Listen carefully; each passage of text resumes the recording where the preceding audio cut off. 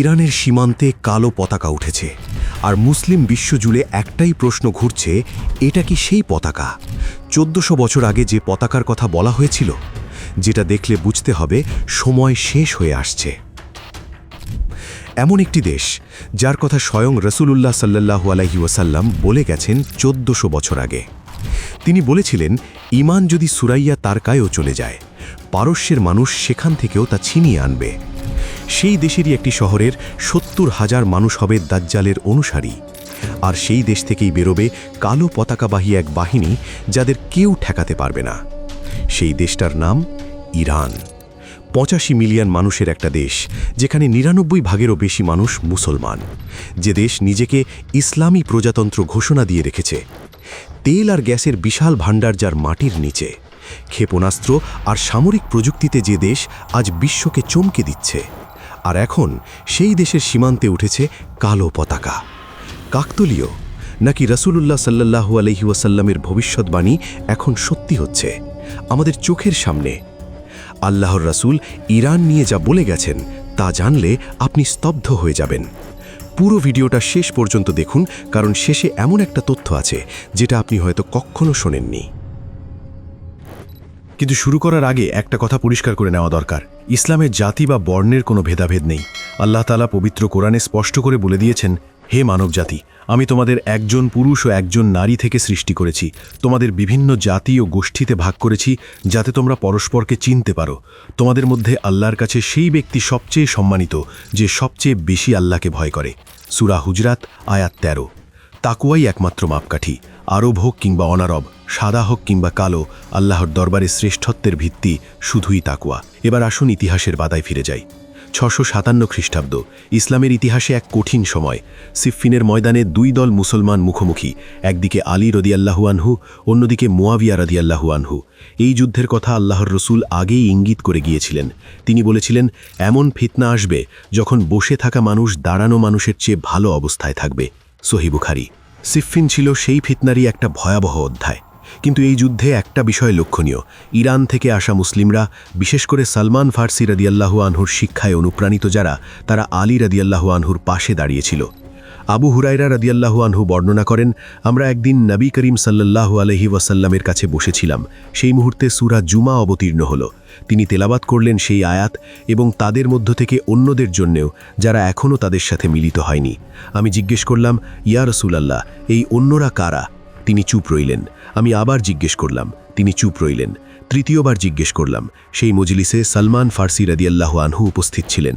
রাসূলুল্লাহ সাল্লাল্লাহু আলাইহি ওয়াসাল্লাম তার হাত সালমানের কাঁধে রেখে ঘোষণা দিলেন, ঈমান যদি আকাশের সবচেয়ে দূরবর্তী নক্ষত্রেও চলে যায়, পারস্যের মানুষেরা সেখান থেকেও তা ছিনিয়ে আনবে। সহিহ মুসলিম, হাদিস নম্বর 2546। এই কথাটা একটু গভীরভাবে অনুভব করুন।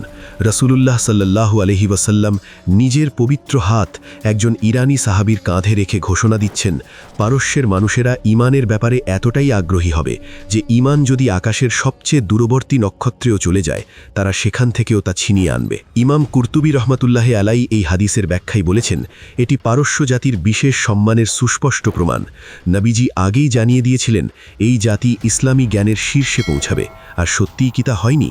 ইমাম জাহাবী রহমাতুল্লাহি আলাইহি তার বিখ্যাত গ্রন্থে 21 জন শীর্ষস্থানীয় হাদিস বিশেষজ্ঞের তালিকা দিয়েছেন, যারা পারস্য বংশোদ্ভূত ছিলেন।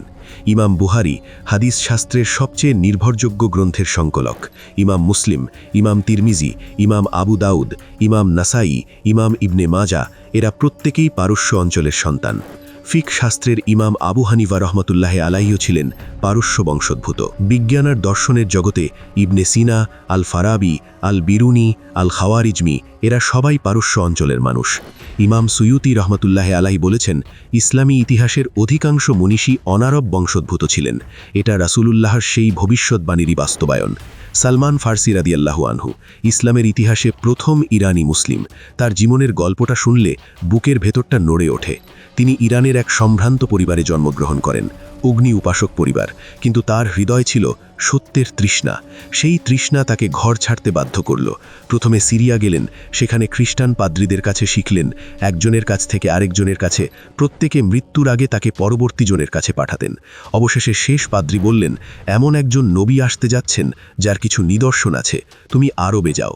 দীর্ঘ সফর শেষে তিনি মদিনায় পৌঁছলেন। রাসূলুল্লাহর সাথে দেখা হলো, নিদর্শনগুলো মিলে গেল, তিনি ইসলাম গ্রহণ করলেন। আর নবীজি তাকে এতটাই ভালোবাসতেন যে বলেছিলেন, সালমান আমাদের আহলে বাইতের অন্তর্ভুক্ত।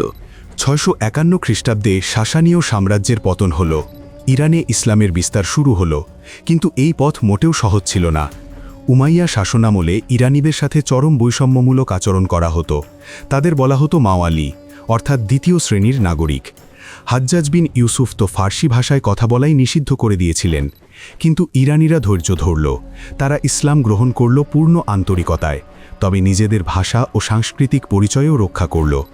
বিখ্যাত ইতিহাসবিদ বার্নার্ড লুইস এই বিষয়ে একটি গুরুত্বপূর্ণ পর্যবেক্ষণ দিয়েছেন। ইরান প্রকৃত অর্থেই ইসলামী হয়েছিল, কিন্তু আরও হয়নি। নবীজি বলেছিলেন, এই দিন সেখানে পৌঁছাবে যেখানে রাত ও দিন পৌঁছায়। মুসনাদে আহমদ। এবার একটু সংবেদনশীল কিন্তু অত্যন্ত গুরুত্বপূর্ণ একটি বিষয়ে আসি। সপ্তদশ শতাব্দীতে সাফাভি রাজবংশ ক্ষমতায় এলো। তারা ইরানে শিয়া ইসলামকে রাষ্ট্রীয় মতবাদ হিসেবে প্রতিষ্ঠিত করল। এর আগে ইরানে সুন্নি ইসলামই ছিল প্রধান। এই পরিবর্তন ইসলামী ইতিহাসের একটি বড় মোড়। আজ ইরান পৃথিবীর সবচেয়ে বড় শিয়া মুসলিম দেশ। 90 থেকে 95% মানুষ শিয়া মতাবলম্বী। রাসূলুল্লাহ সাল্লাল্লাহু আলাইহি ওয়াসাল্লাম বলেছিলেন, আমার উম্মত 73টি দলে বিভক্ত হবে। কিন্তু এখানে আমাদের দৃষ্টিভঙ্গি কেমন হওয়া উচিত? আমরা সবাই মুসলিম, শিয়া হোক সুন্নি হোক, কালিমা এক, কিবলা এক, রাসূল এক, কিতাব এক। আমাদের উচিত ঐক্যের সুতো ধরে রাখা, বিভেদের দেওয়াল ভেঙে ফেলা। এবার আসি সেই অংশে যেটার জন্য আপনি এই ভিডিও দেখছেন। খোরাসান, প্রাচীন পারস্যের এক বিশাল প্রদেশ। আজকের ইরান, আফগানিস্তান, তুর্কমেনিস্তান আর উজবেকিস্তানের কিছু অংশ নিয়ে এই বিস্তীর্ণ এলাকা ছিল খোরাসান। এই খোরাসান নিয়ে রাসূলুল্লাহ সাল্লাল্লাহু আলাইহি ওয়াসাল্লাম একটি অত্যন্ত গুরুত্বপূর্ণ কথা বলেছেন। খোরাসানের দিক থেকে কালো পতাকাধারী একদল বের হবে, তাদের কেউ ঠেকাতে পারবে না। মুসনাদে আহমদ। আর এখন খামেনির মৃত্যুর পর ইরানের সীমান্তে সেই কালো পতাকা উঠেছে। মুহাদ্দিসিনগণ এই হাদিসের ব্যাখ্যায় বলেন, এই কালো পতাকাধারী দল ইমাম মাহদির আবির্ভাবের আগে বের হবে। তারা সুফিয়ানির বাহিনীর বিরুদ্ধে লড়াই করবে। তাদের একজন নেতার নাম হবে শুয়াইব ইবনে সালেহ। আজকের পৃথিবীর দিকে তাকান, গাজা, ইরান, সিরিয়া, লেবানন, এসব অঞ্চলে যা ঘটছে তা কি এই ভবিষ্যৎবাণীর কথা মনে করিয়ে দেয় না? নবীজি আরও বলেছেন, শীঘ্রই বিভিন্ন জাতি তোমাদের বিরুদ্ধে এমনভাবে ঝাঁপিয়ে পড়বে যেমন ক্ষুধার্ত মানুষ খাবারের পাত্রে ঝাঁপিয়ে পড়ে। আবু দাউদ। আজ ইরানের বিরুদ্ধে পশ্চিমা বিশ্বের কঠোর নিষেধাজ্ঞা, ইসরায়েলের সাথে চলমান দ্বন্দ্ব, এসব কি সেই হাদিসের প্রতিফলন নয়? এবার সেই হাদিসে আসি যেটা শুনলে গায়ের লোম খাড়া হয়ে যায়। নবী করিম সাল্লাল্লাহু আলাইহি ওয়াসাল্লাম স্পষ্ট ভাষায় বলেছেন, দাজ্জালের সাথে থাকবে ইস্পাহানের 70,000 ইহুদি, যাদের গায়ে মোটা চাদর জড়ানো থাকবে। সহি মুসলিম, হাদিস নম্বর 2944। ইস্পাহান ইরানের একটি পুরাচর নগরী। আজও সেখানে একটি ইহুদি সম্প্রদায় বসবাস করে। 1400 বছর আগে নবীজি নির্দিষ্ট করে বলে গেছেন কোন শহরের মানুষ দাজ্জালের অনুসারী হবে। ইমাম নববী রাহমাতুল্লাহ আলাইহ এই হাদিসের ব্যাখ্যায় বলেন, এটি নবুয়াতের অন্যতম বড় নিদর্শন, একটি অকাট্য ভবিষ্যৎবাণী। দাজ্জালের ফিতনা থেকে বাঁচার উপায়ও নবীজি বলে দিয়েছেন। তিনি বলেছেন, যে ব্যক্তি সূরা কাহাফের প্রথম 10টি আয়াত মুখস্থ করবে সে দাজ্জালের ফিতনা থেকে নিরাপদ থাকবে। সহি মুসলিম। ইয়াজুজ মাজুজের কথাও ভুলে যাওয়া যায় না। আল্লাহ তাআলা কুরআনে বলেছেন, যখন ইয়াজুজ মাজুজকে ছেড়ে দেওয়া হবে তারা প্রতিটি উঁচু জায়গা থেকে ধেয়ে আসবে। সূরা আম্বিয়া আয়াত 96। হাদিসে এসেছে, ইয়াজুজ মাজুজ খোরাসানের দিক থেকে বেরোবে। ইতিহাসে চেঙ্গিস খানের মঙ্গল বাহিনীকে অনেক মুসলিম ঐতিহাসিক ইয়াজুজ মাজুজের সাথে তুলনা করেছেন। চেঙ্গিস খান ঠিক খোরাসানের দিক থেকে বেরিয়ে এসে গোটা মুসলিম দুনিয়া ছাড়খাড় করে দিয়েছিলেন। ইমাম মাহদির কথায় আসি।